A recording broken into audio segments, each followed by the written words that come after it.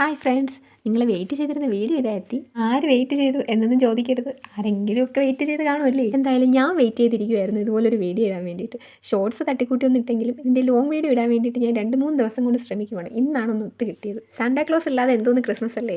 ഞാനും ചെയ്തെടുത്ത ഒരു സാന്റാക്ലോസിന് ഈസി ആയിട്ട് ചെയ്തെടുക്കാം. ഈസി എന്ന് ഞാൻ പറയുന്നില്ല, എന്നാലും നമ്മളെ കയ്യിലുള്ള സാധനങ്ങൾ വെച്ച് ചെയ്തെടുക്കാവുന്നതേ ഉള്ളൂ. ഞാനൊരു കുഞ്ഞു ബോട്ടിൽ കട്ട് ചെയ്തെടുത്താൽ ചെയ്യുന്നത്. നിങ്ങളുടെ കയ്യിൽ നിങ്ങൾക്ക് വലിയ സാന്റാക്ലോസിനാണ് ആവശ്യമെങ്കിൽ അതിനനുസരിച്ച് ചെയ്യാവുന്നതേ ഉള്ളൂ. ബാക്കിയൊക്കെ വേസ്റ്റ് പേപ്പറൊക്കെ വെച്ചിട്ടാണ് ചെയ്തെടുക്കുന്നത്. സാന്റയുടെ ഹെഡ് ചെയ്യാൻ വേണ്ടിയിട്ട് പേപ്പർ ഇതുപോലെ ചുരുട്ടിയെടുക്കുന്നുണ്ട്. എന്നിട്ട് പാല് പോലെ കിടക്കുന്ന ആ ഭാഗം കുപ്പിക്കുള്ളിലേക്ക് വെച്ച് ഗ്ലൂ വെച്ചിട്ട് ഞാൻ ഒട്ടിച്ചെടുക്കുന്നുണ്ട്. കറക്റ്റ് പറയുവാണെങ്കിൽ സാന്റയുടെ ഹെഡ്, കൈ, കാല് ബാക്കിയെല്ലാം ഈ പേപ്പറിലാണ് ചെയ്തെടുക്കുന്നത്. കാല് ചെയ്യുന്നതിന് വേണ്ടിയിട്ട് നിങ്ങളെടുക്കുന്ന സാന്റാക്ലോസിൻ്റെ നീളമൊക്കെ അറിയാമല്ലോ, അതിനനുസരിച്ച് കാലിൻ്റെ സൈസ് കണക്കാക്കി ഇതുപോലെ കാർഡ്ബോർഡ് പീസ് റോൾ ചെയ്തെടുക്കുകയാണ് ചെയ്യുന്നത്. രണ്ടും ഒരുപോലെ ചെയ്തെടുത്തതിന് ശേഷം ഇതുപോലെ ഒട്ടിച്ചെടുക്കുന്നുണ്ടേ. ഞങ്ങളൊരു വീഡിയോ കണ്ട് എന്ന് കരുതിയിട്ട് സാന്റാക്ലോസിനെ ചെയ്യാനൊന്നും പറ്റത്തില്ല. ഞങ്ങൾക്ക് കൂടി കുറച്ച് ഐഡിയാസ് വേണം, അതും കൂടെ വെച്ചിട്ടേ ചെയ്യാൻ പറ്റത്തുള്ളൂ. ഞാൻ ആദ്യമായിട്ടാണ് ഇതുപോലൊരു സാന്റായി ചെയ്യുന്നത്. ഒറ്റ ലുക്കിൽ വലിയ പ്രശ്നങ്ങളൊന്നും ഇല്ലെങ്കിൽ പോലും ഇരുന്നൊന്ന് സൂക്ഷ്മ നിരീക്ഷണം നടത്തിയ ഒരുപാട് മിസ്റ്റേക്കുകൾ കാണാൻ പറ്റും. ഒരേ സൈസിൽ കാർഡ്ബോർഡ് ഷീറ്റ് കട്ട് ചെയ്താണ് സാന്റയുടെ ചെരുപ്പ് റെഡിയാക്കി എടുത്തിരിക്കുന്നത്. ആ വീഡിയോസൊക്കെ ഞാൻ സ്കിപ്പ് ചെയ്ത് കളഞ്ഞിട്ടുണ്ട്. കാരണം നമുക്ക് അത്യാവശ്യം കുറച്ച് സമയം കൊണ്ട് കാര്യം മനസ്സിലാക്കി നമുക്ക് ചെയ്യാൻ പറ്റുന്ന രീതിയിൽ മനസ്സിലാക്കി എടുത്താൽ മതിയല്ലോ.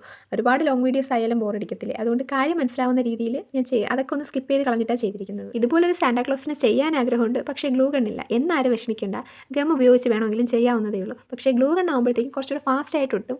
അതുപോലെ തന്നെ ഗം ആകുമ്പോൾ നമുക്ക് കുറച്ച് നേരം വെയിറ്റ് ചെയ്യേണ്ടി വരും. അതൊന്ന് ഒട്ടിപ്പിടിക്കുന്നതിന് വേണ്ടിയിട്ട് കുറച്ച് നേരം വെയിറ്റ് ചെയ്യേണ്ടി വരും. ഇതുപോലൊരു വേസ്റ്റ് പേപ്പർ റോൾ ചെയ്തെടുത്ത് കട്ട് ചെയ്തെടുക്കുന്നുണ്ട്. ഇത് കൈക്ക് വേണ്ടിയിട്ടാണ്. എന്നിട്ട് കൈയൊക്കെ ഇതുപോലെ മടക്കി കൊടുക്കുന്നുണ്ട്. എന്നിട്ട് കൈ ഒന്ന് സെറ്റ് ചെയ്യാൻ വേണ്ടിയിട്ട് ബോട്ടിലിൻ്റെ സൈഡ് ഒന്ന് കട്ട് ചെയ്തെടുക്കുന്നുണ്ട്. എന്നിട്ട് കൈ ഉള്ളിലോട്ട് കടത്തിവിട്ടാണ് ചെയ്യുന്നത്. എന്നിട്ട് ഞാനവിടെ ഗ്ലൂ ഗൺ വെച്ചൊന്ന് സ്റ്റിക്ക് ചെയ്യുന്നുണ്ട്. പക്ഷേ അങ്ങനെ സ്റ്റിക്ക് ചെയ്തില്ലെങ്കിലും അവിടെ സ്ട്രോങ് ആയിട്ടിരിക്കും. നല്ലതുപോലെ ഉള്ളിലോട്ട് കറക്കി വെക്കുന്നുണ്ട്. അതുപോലെ അത് നല്ല സ്ട്രോങ് ആയിട്ടിരിക്കും. ഞാൻ ഒന്ന് സ്റ്റിക്ക് ചെയ്തും കൂടെ വെക്കുന്നുണ്ടെന്നേ ഉള്ളൂ. അവസാനം നമ്മൾ ഗം ഉപയോഗിച്ച് ടിഷ്യൂ പേപ്പറിൽ ഒട്ടിച്ച് വിടുന്നുണ്ട്. അപ്പോൾ കുറച്ചുകൂടെ ഒന്ന് സെക്യൂർ ആയിട്ടിരിക്കും. അപ്പോൾ ഇവിടെ ഗ്ലൂ ഗൺ ഉപയോഗിച്ചില്ലെങ്കിലും ഗം ഉപയോഗിച്ചില്ലെങ്കിലും പ്രശ്നമില്ല. ഇപ്പോൾ തന്നെ അത്യാവശ്യം നന്നായിട്ട് സ്ട്രോങ് ആയിട്ടിരിക്കുകയാണ് കൈ. ഞാൻ ചെയ്തു വന്നപ്പോൾ ഒരു കൈക്ക് ലേശം നീളം കൂടുതൽ പോലെ തോന്നി. അത് പിന്നീട് ഞാൻ അഡ്ജസ്റ്റ് ചെയ്ത് ഓക്കെ ആക്കി വെക്കുന്നുണ്ട്. ഞാൻ മുന്നേ പറഞ്ഞില്ലായിരുന്നോ ഫെവിക്കോൾ വെച്ചിട്ട് ഒട്ടിച്ച് വിടുന്ന കാര്യം. ഫെവിക്കോൾ ലേശം വെള്ളം കൂടെ ചേർത്ത് നന്നായിട്ട് മിക്സ് ചെയ്യണം. മിക്സ് ചെയ്തതിന് ശേഷം ടിഷ്യൂ പേപ്പർ വെച്ചിട്ട് ഒട്ടിച്ച് കൊടുക്കുന്നുണ്ട്. ഫുള്ളായിട്ട് സാന്റാക്ലോസിന് ചെയ്തതിൽ എനിക്ക് ഇത്തിരി പണിയായിട്ട് തോന്നിയ സംഭവം ഇതാണ്. ഇത് അത്യാവശ്യം ഒരുപാട് സമയം എടുത്ത് നമ്മൾ ഇതുപോലെ ഒട്ടിച്ച് കൊടുക്കണം. നല്ല ക്ഷമയിൽ വേണം. ഇതിന് മുകളിലാണ് നമ്മൾ പെയിൻറ്റ് അടിക്കുന്നത്. അപ്പോൾ ഇത് നല്ല ഫിനിഷിങ്ങിലുണ്ടെങ്കിൽ പെയിൻറ്റ് അടിക്കുമ്പോൾ നല്ല ഭംഗി കാണത്തുള്ളൂ. ഇല്ലെങ്കിൽ ടിഷ്യൂ പേപ്പർ അവിടെ ഇങ്ങനെ പൊങ്ങിയൊക്കെ ഇരുന്ന് കഴിഞ്ഞാൽ അത് വൃത്തിയിടാകത്തില്ല. അതുകൊണ്ട് നല്ല ഫിനിഷിങ്ങിൽ ഇത് ക്ലിയറായിട്ട് ഒട്ടിച്ച് കൊടുക്കണം. അതിനുശേഷം ഇതൊന്ന് ഉണക്കിയെടുക്കാൻ കുറച്ചധികം സമയം വേണ്ടി വന്നു. മഴയായതുകൊണ്ട് ഉണങ്ങിയില്ല. പിന്നെ ഞാൻ 1-2 ദിവസം വെച്ചിരുന്ന് പിന്നെ വെയിൽ വന്നതിന് ശേഷമാണ് ഉണങ്ങിയത്. സംഭവം ടിഷ്യൂ ആണെങ്കിലും നല്ല സമയം എടുത്താൽ അതൊന്ന് ഉണങ്ങി കിട്ടിയ ശേഷം നന്നായിട്ട് റെഡ് കളർ പെയിൻറ്റ് അടിച്ചെടുക്കുന്നുണ്ട്. ഇതും ഉണക്കിയെടുക്കാൻ കുറച്ച് സമയം എടുക്കും. സാന്റാക്ലോസിൻ്റെ ഹെഡിൻ്റെ പുറകിലൊക്കെ അത്ര ഫിനിഷിംഗ് ഒന്നുമില്ല. അതൊക്കെ നമ്മൾ തൊപ്പിയൊക്കെ വെക്കുമ്പോഴത്തേക്കും അഡ്ജസ്റ്റ് ആയി പൊക്കോളും.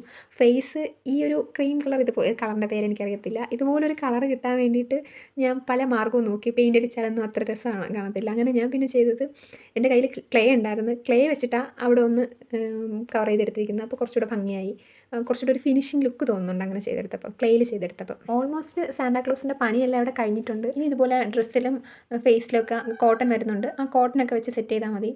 സാന്റാക്ലോസിൻ്റെ വർക്ക് ചെയ്യുന്നതിന് വേണ്ടിയിട്ടുള്ള അത്യാവശ്യ സാധനങ്ങളെല്ലാം എൻ്റെ കയ്യിൽ ഉണ്ടെന്ന് കരുതിയിട്ട് സാന്റാക്ലോസിനെ ചെയ്യാൻ വേണ്ടിയിട്ടിരുന്നത്. അത്യാവശ്യം ഫിനിഷിംഗ് പോയിന്റിലെത്തി കോട്ടൻ്റെ ആവശ്യം വന്നപ്പോഴാണ് ഞാൻ മനസ്സിലാക്കുന്നത് എൻ്റെ കയ്യിൽ കോട്ടൺ ഇല്ല എന്നുള്ളത്. പിന്നെ ഞാൻ ഒന്നും നോക്കില്ല, ടെഡി ബിയറിനുള്ളിലെ പഞ്ഞിയങ്ങ് എടുത്ത്.